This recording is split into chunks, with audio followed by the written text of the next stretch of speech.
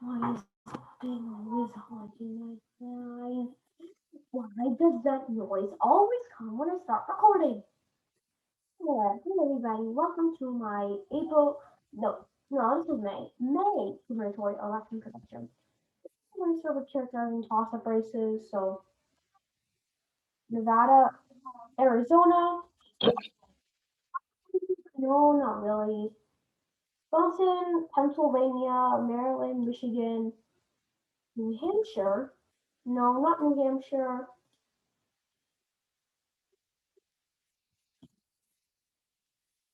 Okay, so yeah.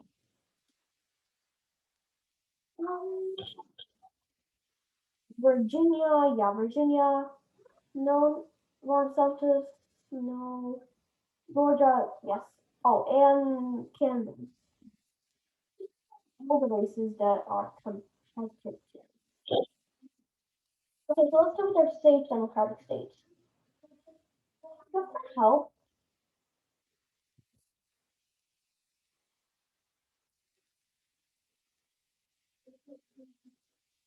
28.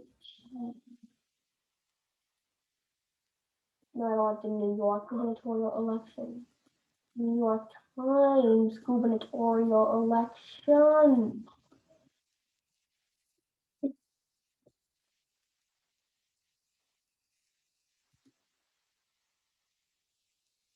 Okay, so Democrats, what happens? They usually allowed to do this.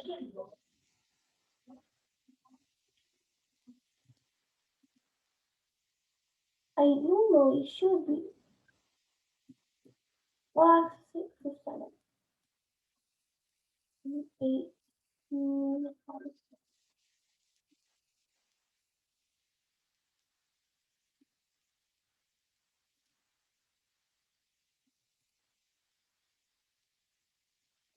Okay, so this is annoying.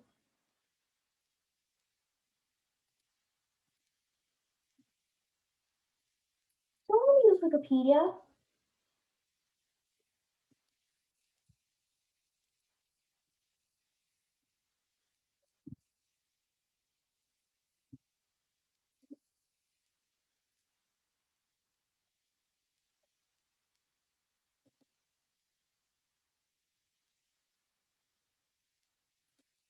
Okay, so this is, yeah, this is a map.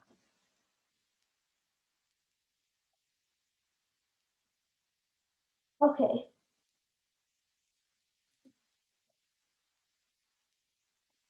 okay, so yeah. This is also part of 2021 because, well, there is the New Jersey and Virginia gubernatorial races and with them. Okay, so the safe state, California was a safe state for Gavin Newsom. Okay, so even with the recall after, if it's Caitlyn Jenner, no, it's not gonna, it's not. Oh, and no. So, pretty sure Oregon. So actually, Kate Brown is actually term limited.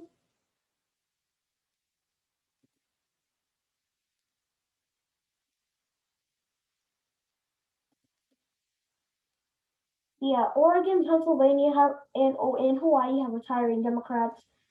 Arizona, Arkansas, Nebraska, and Maryland have retiring Republicans.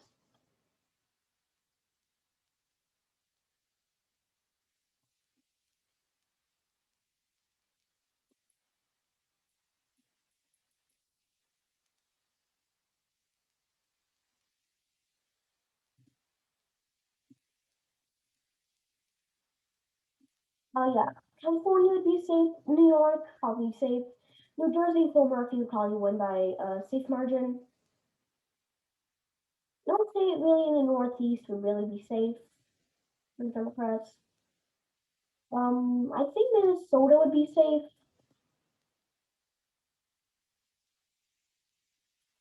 Okay, so if you take the math, Tim Walz won by 11%. Like, but it won't be safe. So the blue wave year, he only won by like 11, even though Clinton won by actually no Clinton by 10, but I don't wouldn't want to put it in safe. Illinois, I think Illinois would be safe. Illinois was actually a flip in the 2018 election. But yeah, Illinois would be safe. Hawaii, Hawaii probably would not flip even with the retirements. So yeah,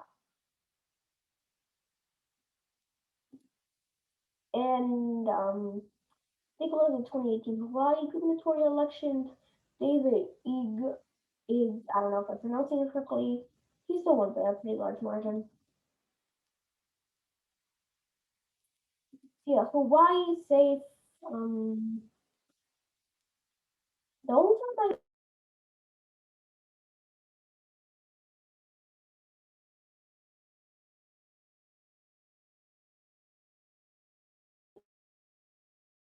hang on, is this working? Oh no, my microphone's working. Oh no, my microphone's working now. Back. Okay, so Colorado, Jared Polis.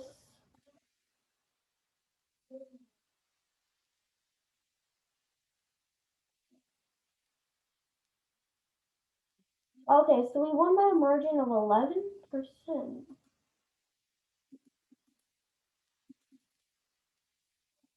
Okay, yeah, it was like 11%, like 10.4%.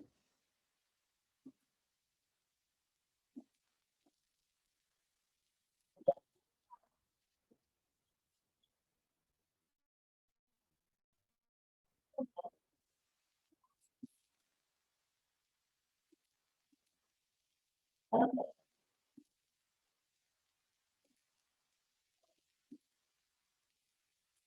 yeah,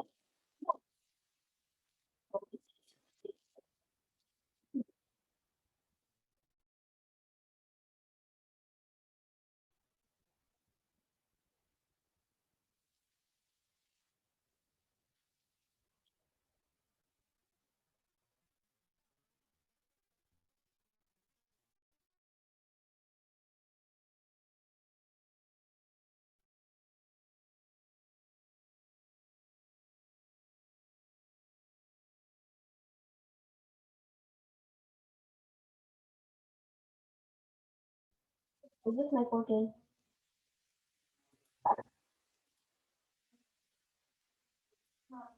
Yeah, Christina Long versus Billy Sutton.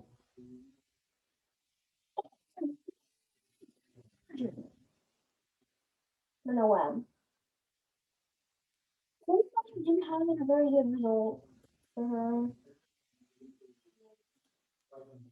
So yeah, basically, one solidified their counties in this state. But yeah, South Dakota, even with the COVID situation, I still don't, Nevada, Arkansas, I believe Governor Asa Hutchinson.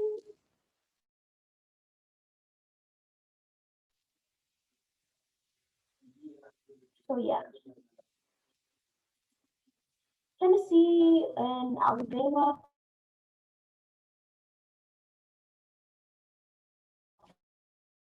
Henry, never mind. So Henry McMaster won his election by 9 points in 2018.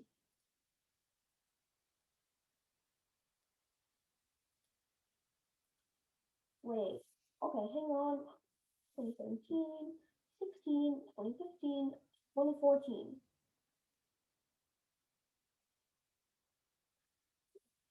Kentucky was a Republican game, yet it was a loss in 2019. How funny was that? But yeah, still. Okay, so South Carolina. Okay, so this was Nikki Haley's seat.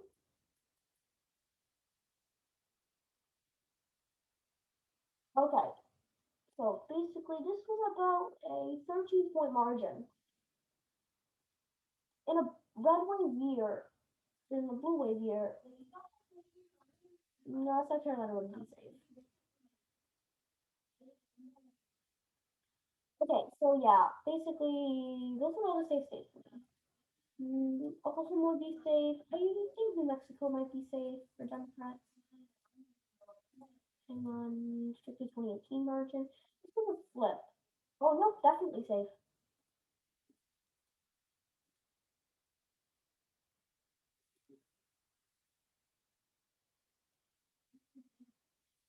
Okay, so yeah. So now for the likely states. Oh yeah, South Carolina would also be a toss up.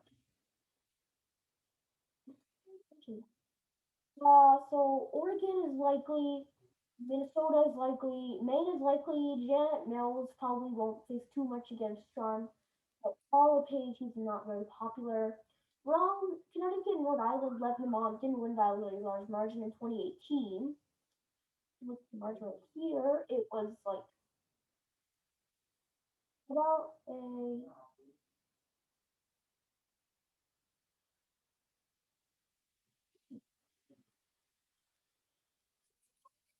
Dribble didn't run. Bob Spongy might have been the next governor of the state of Connecticut. Whoa.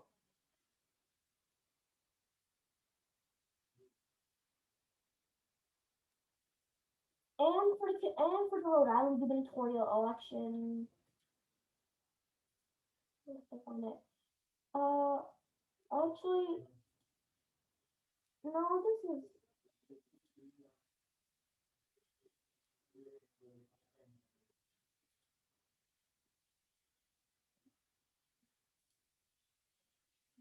so yeah. Okay, so this wasn't a very good. Okay, so let's use the trusty calculator because I don't want to do that much math right now.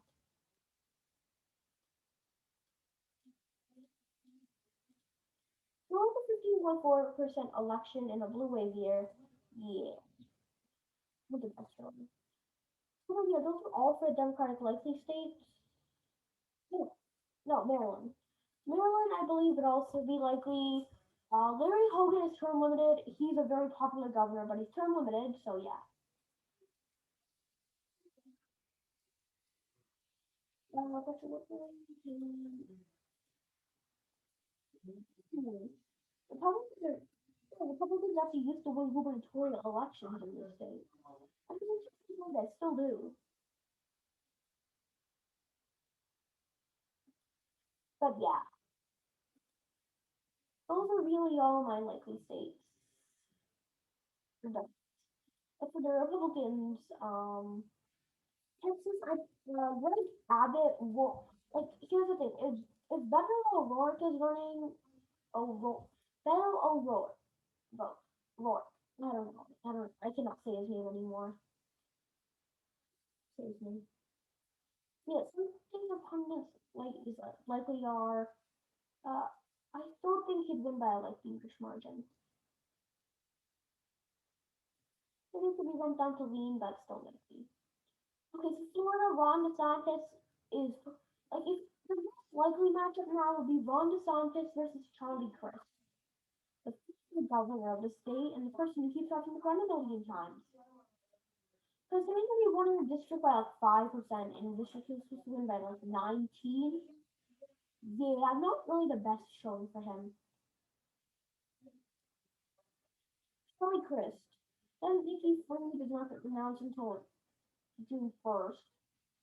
Well, doesn't seem to be expect interest, except he's also doing the same thing for the Senate. Still won't know.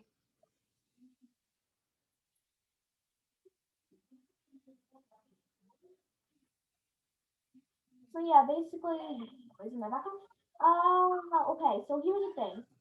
I Iowa, Kim Reynolds is probably gonna win her re-election, but yeah, and oh, I was gonna say state. New Hampshire Chris Sununu hasn't announced his run for Senate yet, so yeah. Unless we have to state of Vermont. state of Massachusetts. Okay, so yeah, Mike DeWine. Quick story about Mike DeWine.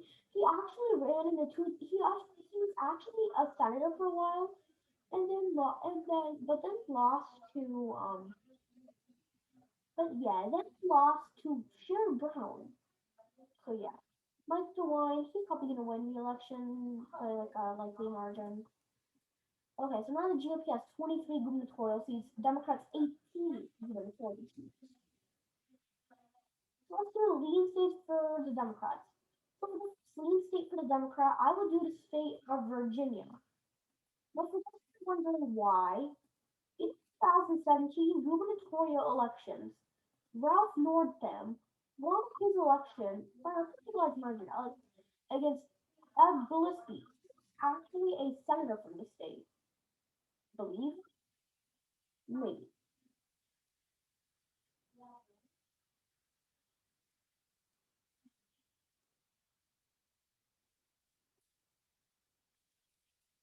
So yeah, Ralph Northam won his election by like 9%. But Hillary Clinton won the state by like 5%. We know that Republican is going to be Glenn Youngkin. He's a really good candidate for the state.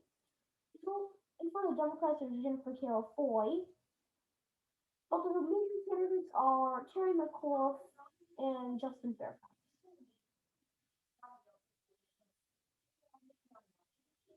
But yeah, I don't see Glenn Youngkin winning.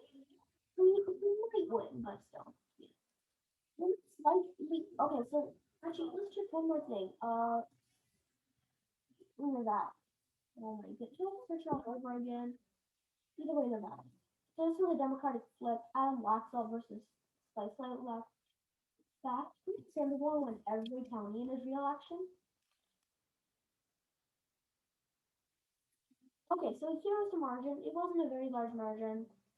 And if Catherine Cortez Master was winning by a likely margin, I expect Steve Slicelock to not win by as large of a margin.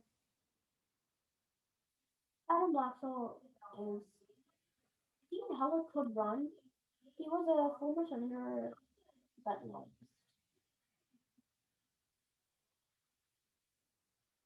John J. Lee could run. He is a mayor of North Las Vegas. Yeah, and Las Vegas is a pretty Democratic area, so yeah. I'd honestly say this race is lean Democrat. And now, Michigan, no. Pennsylvania, no. These are the only lean states. Oh, no, in Arizona, Doug Ducey's term limited, and yeah, there are no good Republicans for Arizona. They're just orange. Yeah, Doug Ducey won his re-election by a pretty large margin against David Garcia, but he can't run. Candidates. We have Andy Biggs, Kelly Ward, clearing all candidates who probably won't win. And only Gordon Ryder Jr. That's but yeah, not very good. But not a very good sign. So yeah. Okay, so now Democrats are done. As for the Republican state, so for the lead poll, I would put Kansas in lead. In 2018, Laura Kelly won her election against very popular Chris Colback. And that's mostly because Greg Ormond took 6.5% of the vote.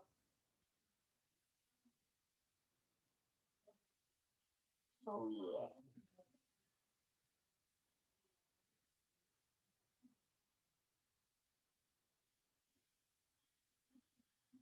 So yeah. Yeah, not exactly a good showing. In fact, this was Colback actually primary the incumbent successfully.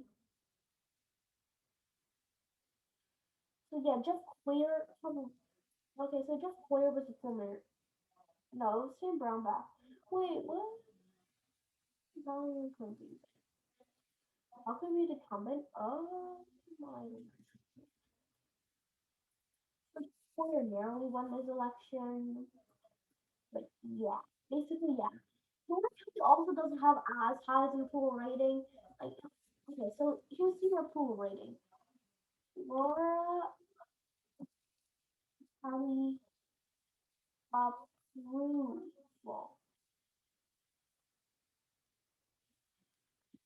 So her approval rating during the pandemic was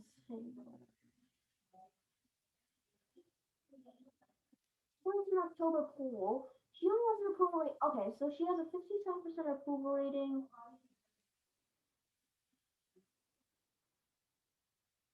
but yeah, still,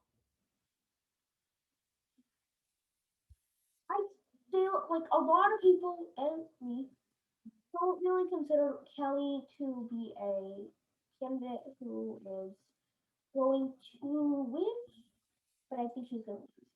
And now for the other lean states, because actually I now consider Kansas as tilt. Oh, and Georgia is a Democrat state, because Stacey Abrams is probably going to run. Candidate like any candidate's going to be able to defeat Brian Kemp. He's a awful. Democrats hate him, Republicans hate him, and maybe we can do like the election shuffler, like a really quick election shuffler. If Stacey Abrams or whatever Democrat can retain what happened for Joe Biden's margin of victory, yeah, that'll be ground zero for Democrats. Mass gun turnout everywhere. Now the Democrats are winning by one. You can bring it up slightly. Not to mention one of the counties that flipped from blue to red, Burke County, back to blue. We already have a 1.9% margin. Not to mention the fact that maybe the what if turnouts like super high in Georgia? Actually, that's like negative turnout-ish, kind of, because of the new voting laws, but then people will be motivated more than ever, so yeah. Okay, so now Republicans need two states, actually no, three states to control the governorship, and we already know how Kansas is going. South Carolina, mostly Republican lead states. South Carolina, okay, so this is my reasoning.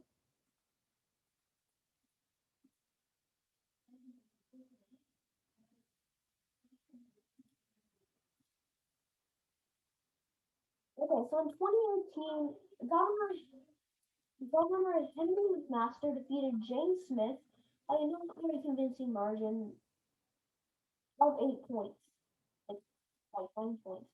Mr. Anderson defeated Vincent Shaheen by like kind of 14-ish% in a red wave year, not a very large margin. Seems like that happened in yeah. And here's the thing. Like take a look at the House election.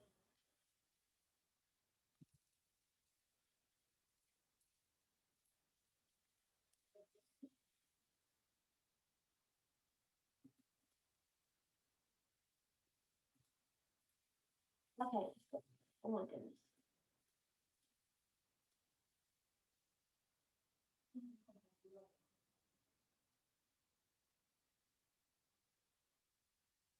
Well, it's not a big Republican vote. No, Democratic district. Yeah. Oh my goodness, Olivia. Whatever. Georgia race called. Georgia other race called. One. Race. Okay. So Joe Cunningham, like, you voted as a safe Republican seat, but Joe Cunningham won the seat by 1 point. So that's a pretty good crossover appeal in the community. And if Joe Cunningham might actually run for the seat, so yeah. Two more seats, the GOP has a victory. And also, I think Wisconsin, Tony Evers, and I think he's going to win by a large margin. If not, okay, so Tony Evers won against Scott Walker. by 1.1%.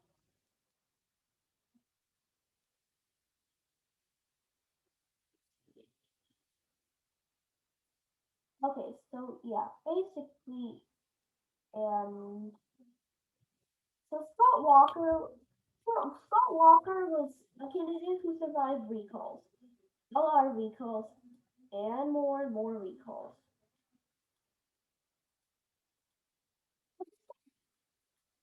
Actually, does elect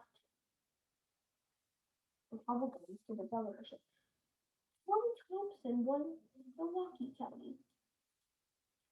But yeah, if it was a blue wave year, he only won by 1.1%. And Scott Walker, okay, so yeah, but still. So wait, red wave year, Biden only won by 0.6. Okay, so now for Michigan. So yeah, I'm gonna put Michigan as tilt. Because James Craig is an exceptionally strong candidate, and maybe later as we catch on, I put it as lean. Actually, maybe I'll put it as likely R, but I mean not likely. Tilt R, but right now no. As a Kansas, I'm gonna put it as tilt because of the reasons I mentioned above. Now Pennsylvania.